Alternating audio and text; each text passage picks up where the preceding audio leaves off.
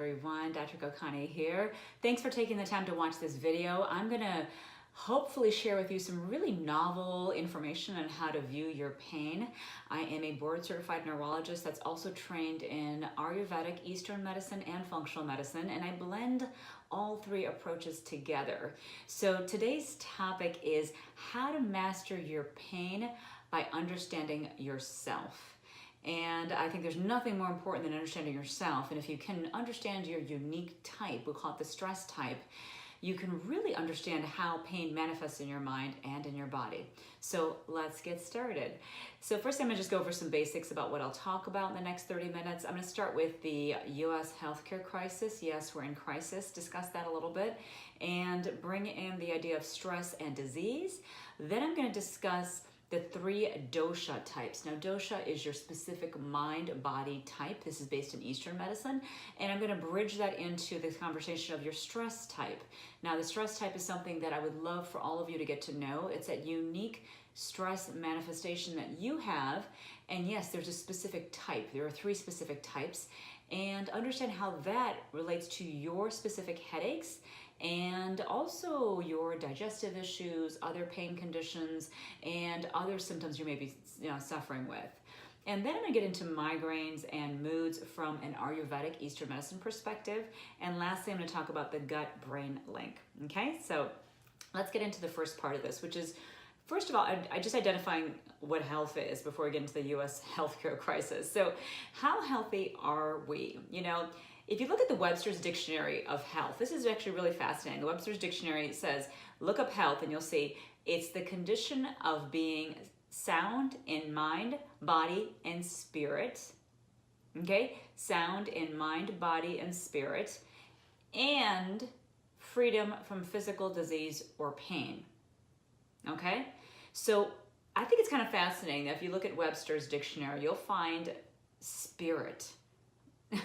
The definition of health includes the word spirit. So we're not just looking at our physical body and not just looking at our emotional body, we're also looking at our spiritual body. And that's really important because I think that's something that's missed quite a bit, especially in Western medicine.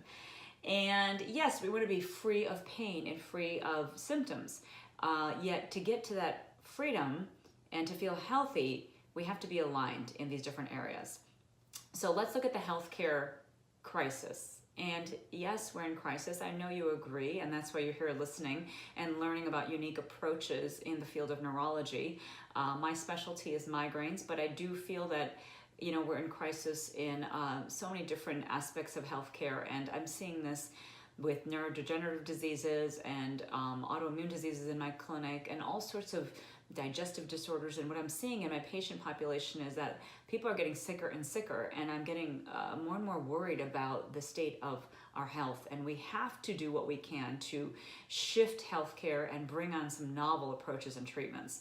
So just some basics here. The US is ranked 37th in the world in terms of healthcare, and we are unfortunately the #1 spender. We spent $3 trillion here in the US. That was in 2014 on healthcare, okay? And that's 17% of our gross domestic product. The next highest spender was France. They spent 11.6% of their GDP on healthcare. The catch here is that France is #1 in terms of its ranking in healthcare. So we're ranked 37th in the world, and yet we're the #1 spender. France is the second highest spender, yet they're ranked #1 in the world. And so I think if you're ranked #1, you're allowed to spend a little bit more. So what's going on here in the US? And we see this happening elsewhere too. Stress, okay? Stress and disease. I've been fascinated with this. I remember learning this fact way back in my intern year, we're talking like 25 years ago, that 75 to 90% of physician visits to primary care doctors is due to a stress-related condition, okay? So if you see 90% there, and I think it's, honestly, I'm gonna say 100% in my practice, but we'll go with the number here from the National Institute of Mental Health, 75 to 90% of the visits to doctors' offices, primary care doctors, is due to stress-related disorders, then don't you think we should spend some time and money studying stress? I mean, to me, that just seems like a really logical thing. And the key is, I don't know if we know how to define it. I don't know if we really understand how to define it, tangibly define stress. You ask them, are you feeling stressed? And they may subjectively say yes or no, but quite honestly, what is stress? And is it just blood pressure going up and pulse going up and feeling a little anxious? Or is there more to it than that? And how do we carry stress in our physical bodies and in our minds? I took it upon myself to start studying patients, and I actually did something which, many of you might have done, which is 4-point cortisol testing. If you haven't, if you look at this graph, you'll see all the way on one end is the morning cortisol, and it's the highest peak on this graph. And this is this point right here, okay? And the idea is that first thing in the morning, you make the most cortisol. And then what happens is during the day, by lunchtime, the cortisol drops, okay? And what we're seeing here is the upper limit and the lower limit of normal, and this is you, right in between. Ideally, you're in between those two lines. Then you drop down here at noon, you drop down at 3 o'clock, and then cortisol should be the lowest in the evening, right before you go to bed. Now, that's a normal rhythm. That's a rhythm like if you were having a day where there isn't a lot of stress and, your normal optimal day where you're waking up feeling energized and pretty pain-free and getting to bed and falling asleep easily, that's a normal day where your cortisol rhythm is good. The challenge is most of us don't live days with perfect cortisol levels. And very often you have a stressor, and then what happens is your cortisol jumps up, and then ideally your cortisol should come back down.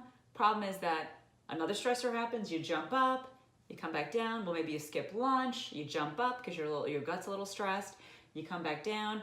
And problem is that a lot of people really produce a lot of cortisol and then have problems with falling asleep at bedtime and then eventually have some issues. So I decided to study my migraine patients, and I found, oh my gosh, look at these numbers. I looked at 83 patients in my clinic, and I looked at these 4-point cortisol tests, and I found out of 83 patients that pretty much most of my patients were in stage 2 or 3 adrenal fatigue. The new terminology is hypothalamic pituitary adrenal maladaptation. I know that's a big kind of phrase there, but the idea is it's not just the adrenals are fatiguing out, it's the brain, the hypothalamus is disconnecting from the adrenal system because there's no negative feedback loop anymore. The body has learned to turn on the stress response, and unfortunately it stays on for too long.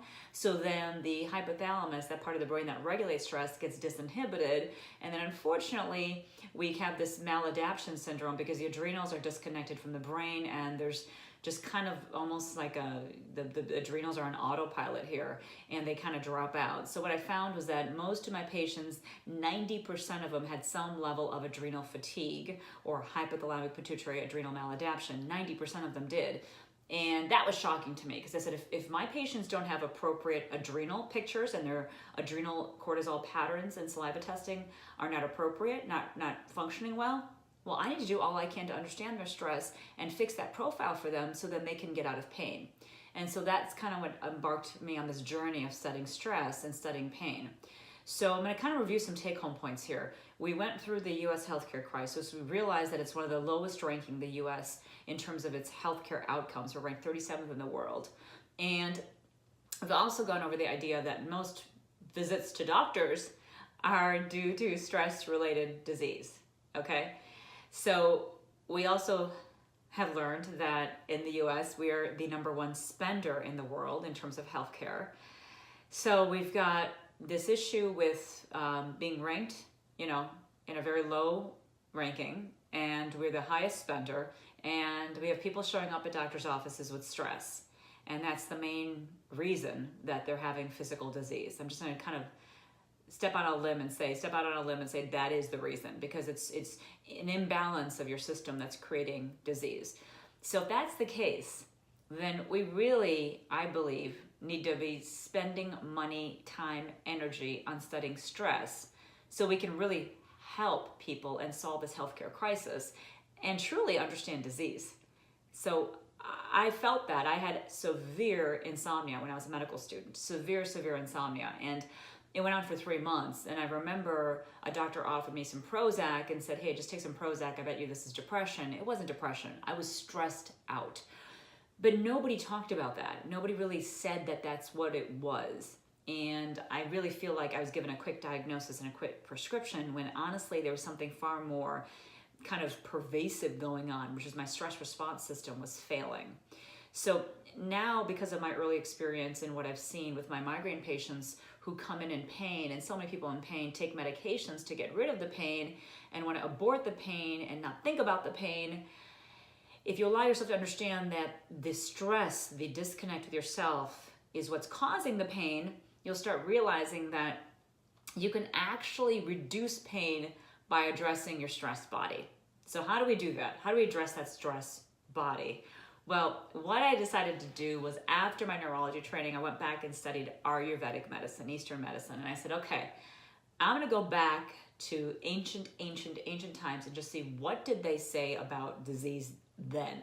What do they say about migraines and pain? What do they say? Well, if you look at Ayurveda, which Ayur means life and Veda is wisdom, it is a 5,000 to 6,000 year old science, and some believe it was the first system of healing ever known to mankind.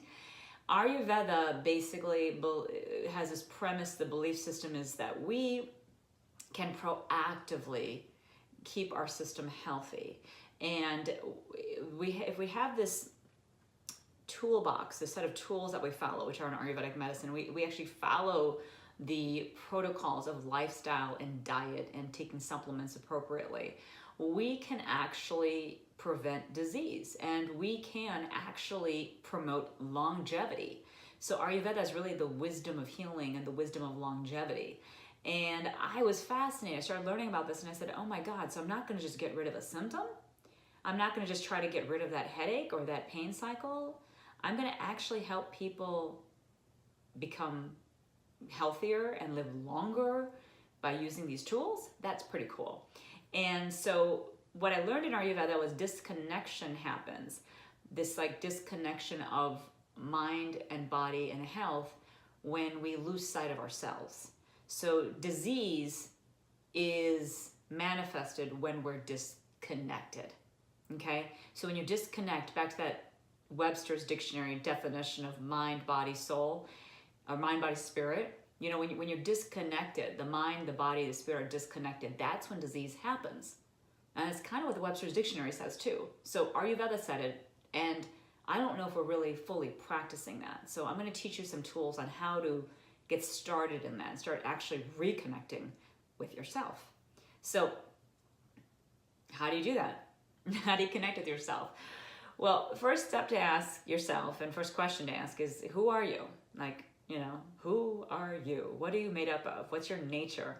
And I want you to understand what we call the dosha type, which is your mind-body type. And then I'm going to, you know, request all of you that are listening to do something, which is take a quiz. It's your self under stress quiz to really know not only who you are in your most authentic state, but know who you are when you're stressed and when your system is really activated and you're not in alignment. And that's what I call the self under stress. So I'll go through this a little bit with you. So in Eastern medicine, the belief system is that we are made up of 5 elements: air, space, fire, earth, and water. Okay?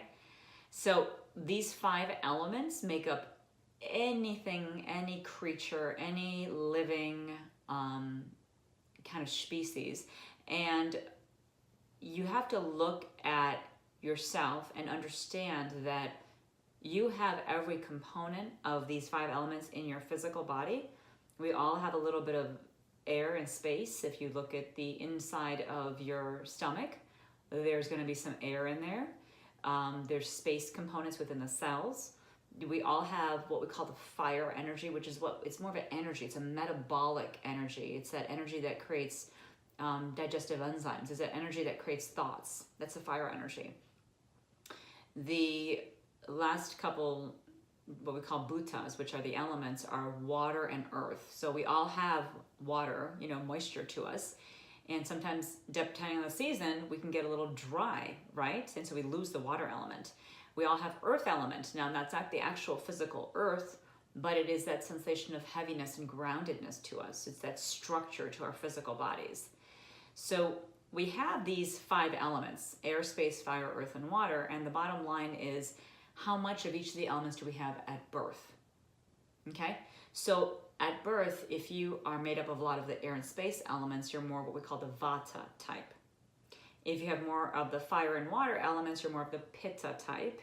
And if you're more of the water and earth elements, you're more of the Kapha type.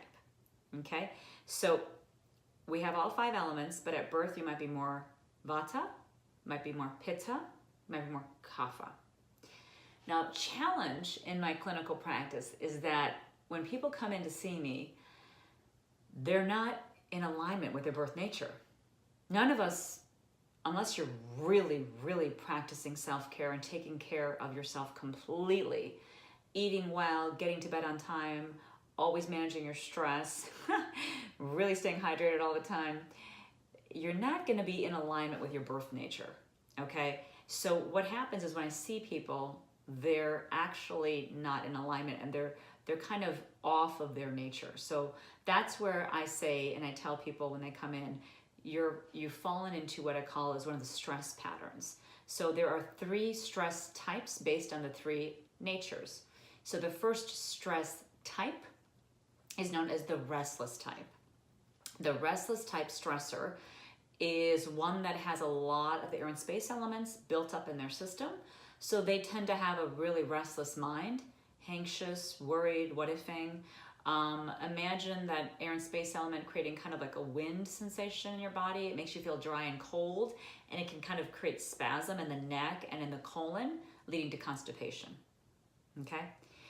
And the other type, stress type, is known as the irritable type. Now, the irritable type has a lot of that fire and water element to them, and so that fiery nature can create a fiery hot-headedness, and they can get angry and frustrated very easily. They tend to have a lot of fire in their digestive system, which is, hydrochloric acid, so they can actually feel reflux and burning. So that's the irritable stressor. And then the third type is the actual opposite of the first type, which is one that has a lot of earth and water elements. So they're more of what I call the withdrawn stressor, the withdrawn type. They tend to feel heavy, congested, sluggish, fatigued. And depending on your stress type, you'll present a headache kind of in a different way. Your headache presentation will be unique based on your type. So let's go over a little bit about migraine, because as I mentioned earlier, that is my passion. So there are 36 million migraineurs in the US, and the NIH funding is pretty dismal. It's 0.1% of the funds go towards migraine research. It affects people in the most productive times of their lives, so between ages 25 to 55. And that's challenging, because when you're in that productive time of your life, how are you possibly going to get anything done in terms of your own self-care, taking care of kids if you have children, taking care of your spouse if you're married or significant other, taking care of your work? And that's the time where you typically are really trying to move up in terms of your career and working. You got a migraine attack, boom, you're out of commission. I mean, the WHO rated migraine as one of the top most disabling acute conditions known to mankind. So if that's the case, you have a migraine and you're in that age range, you're not functioning, you're not caretaking, you're not taking care of work, you're not taking care of yourself, you're down for the count. So it's a really common and unfortunately very pervasive and painful disease. And data actually shows it's like 1 out of every 4 households has a migraineur. I feel like, gosh, anywhere I go, if I say that I do headache work or pain work, migraine work, it is a given that I'm going to meet somebody if I'm at a luncheon or if I'm at a friends get together or just at a get together with I just at my son's basketball game. I will always find someone just right around me that has migraines. It's just so common. So think about this: every 10 seconds someone goes to the ER with a headache. Every 10 seconds. That's a lot of ER time. So we talked about that cost. We talked about the fact that healthcare, we're in crisis right now. Well, think about this: we are actually spending so much money on migraine. The economic burden, employers lose $12 billion a year with loss of productivity and unfortunately missed days, people that come to work that unfortunately aren't able to do their job because of migraine, okay, and FMLA paperwork and all sorts of things because of the pain condition. So $12 billion a year. And what's fascinating to me is the total cost of migraine is $23 billion a year, and it's actually indirect cost, which is the kind of cost to employers and cost of workplace, is more expensive than direct costs. Because people say, oh, migraine is expensive because the meds are really expensive. And it's true. I mean, meds can add up, and of course, ER visits can add up. But can you imagine, we spend more money, $12 billion on from the indirect costs, from loss of work, FMLA, missed work, all these things, more money there than we do on medications and hospitalizations and doctor's visits. I mean, that to me was kind of shocking. So what happens during a migraine attack? Well, during the attack, there's a few different things that happen. Step one on this picture is pointing at the hypothalamus. And the hypothalamus, I'm not sure if you can see it, is right there with those green arrows. And the hypothalamus I consider to be like the divine mother. You know, the hypothalamus is bringing in things that are the triggers and deciding whether or not you have passed your threshold. So it's bringing in information from the external environment, weather changes, maybe external changes in activity, maybe people around you are stressed and running around and you're picking up on that. Of course, things internally going on like foods you've eaten, stress you're feeling, maybe shifts in your hormones, all these things are processed by the hypothalamus. And if you just happen to hit just the right number, I should say, or the wrong number of triggers, you know, maybe the weather's shifting, maybe if you're a woman, you're on your menstrual cycle, maybe you've eaten, you know, a turkey sandwich, you have a gluten issue, those three things all together, you might have passed your threshold of the hypothalamus, and that triggers the cycle of pain. The next thing that happens is that the brainstem, number 2 here, gets activated. And so this number 1 and number 2, the activation of the hypothalamus and the brainstem are based on your nature. So if you're more of the restless stressor type, you might activate really quickly because your brain is already restless. If you're more of the irritable stressor, you actually may quickly move from 1 and 2 to all the way over here and activating the inflammatory peptides of the brain, because a migraine not only is the nervous system, it's not just a neurovascular disorder where the nerves get activated and the blood vessels dilate, but also the nerve endings release inflammatory peptides. The most important one is CGRP, and there's a bunch of medications coming out that are going to work on CGRP. They're antagonists and they're antibodies that work either at the receptor level or they kind of work at the ligand. They work at the CGRP peptide to remove it from circulation. But the reality is when you make too much CGRP, from an Eastern medicine standpoint, you're in that irritable stressor state. You're in that really fired up, metabolic fired up state. And you make peptides and you become inflamed very easily. The restless stressor individual gets more excitable and anxious, and it's a different energy.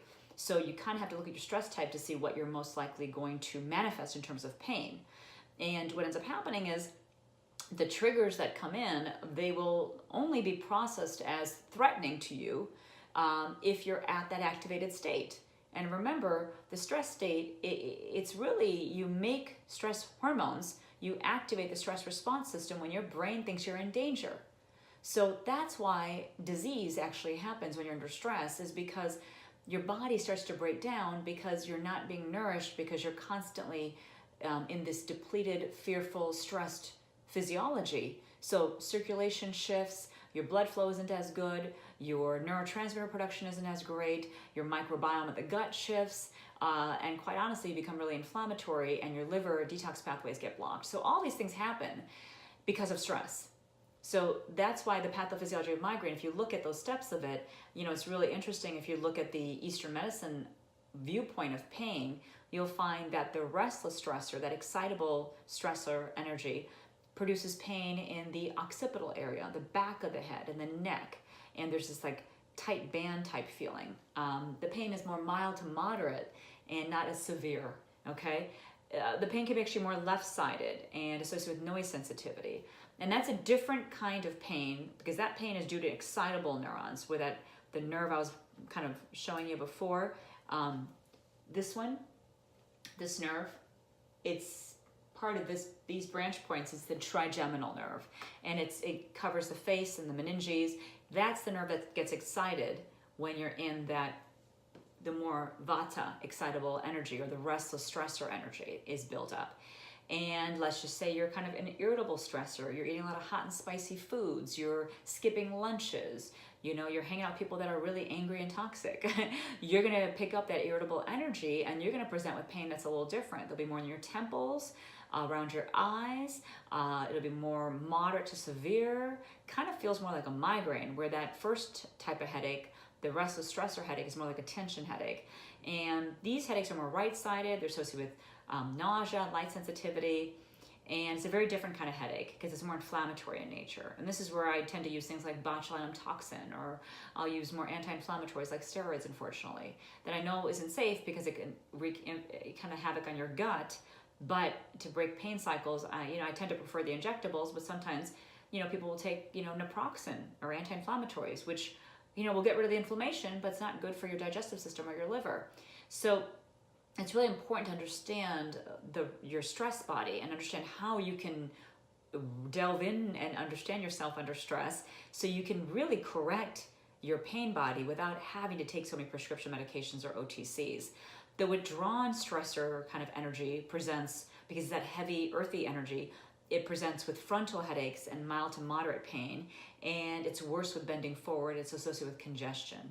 So the beauty is that Eastern medicine allows you to look into these questions that really Western medicine can't answer for you. Like, where's the location? Is it right-sided? Oh, maybe you're more fiery. Maybe you're a restless or an irritable stressor, and maybe I need to put you on some cooling spices. Maybe someone, you're really going to respond well to things like turmeric, or you might respond to a cumin coriander fennel tea, for example, or some aloe vera capsules or juice.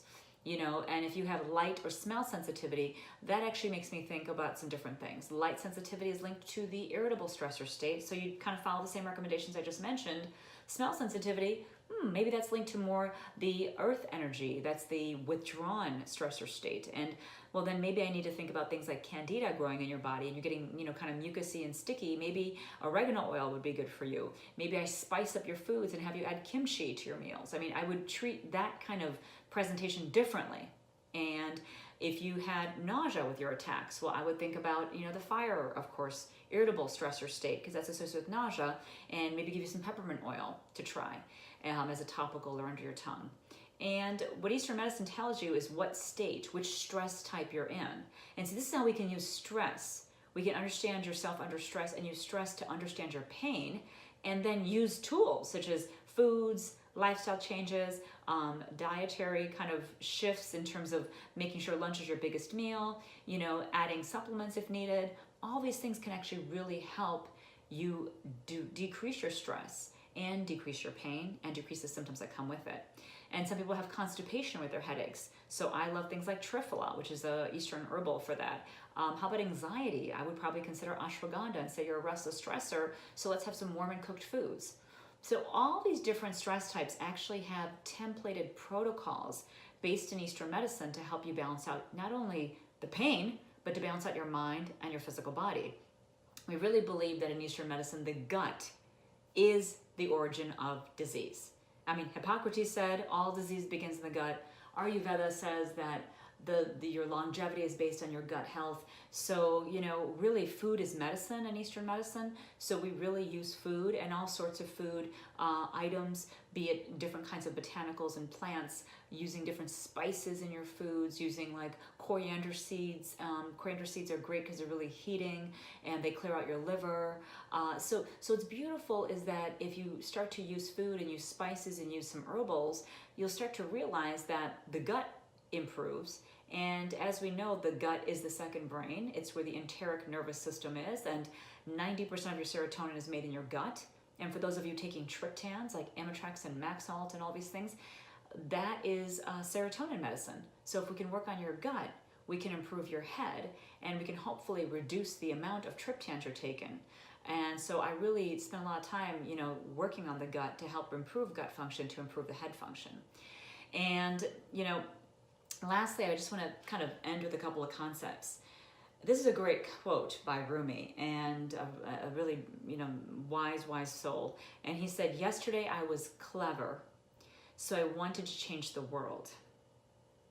Today I am wise, so I'm changing myself. So Rumi was a Sufi master, and he believed so much in this thought process of improving ourselves and working on ourselves. And I honestly can tell you that in my 15 years of clinical practice, those patients that took the time to understand themselves, to really understand who they were, what their dosha was and what their stress type were, they were able to understand why they suffered with pain. They were able to understand why they had digestive issues and nutrient depletions and need to take probiotics, for example. And they understand what they need to do in terms of changing their diet and their lifestyle to bring their nature back into balance. So your balanced self, I promise you, is out there. And I want you to find it. I want you to find that balanced self, because I know that if you just allow yourself to explore, learn some more about ancient medicine, look at the Self Under Stress quiz, look at yourself and just say, is there any way I could potentially improve my understanding of me, rather than always looking for an answer out there, looking for the perfect prescription or the perfect supplement. I mean, at the end of the day, if you connect with yourself and balance yourself out, working with your mind first and then your gut, you'll find that pain can't live in your system. It just won't stay very long. It might come fleeting and then it'll disappear quickly. So thank you so much for your time and listening to this all the way to the end. I really appreciate your attention. And if you have migraines, I really hope I can help you with some of these ideas that I've shared with you. And if you know someone with migraines that has, recurrent cycles of pain, please understand this is a very disabling condition. Maybe share this information with them and allow them to find themselves and connect with their pain body and improve this neurological condition, which is migraine, which is so incredibly common and disabling. So thank you for listening. I really appreciate your time. I wish you all well, the best of health, happiness to you. Namaste, my friends. Take care.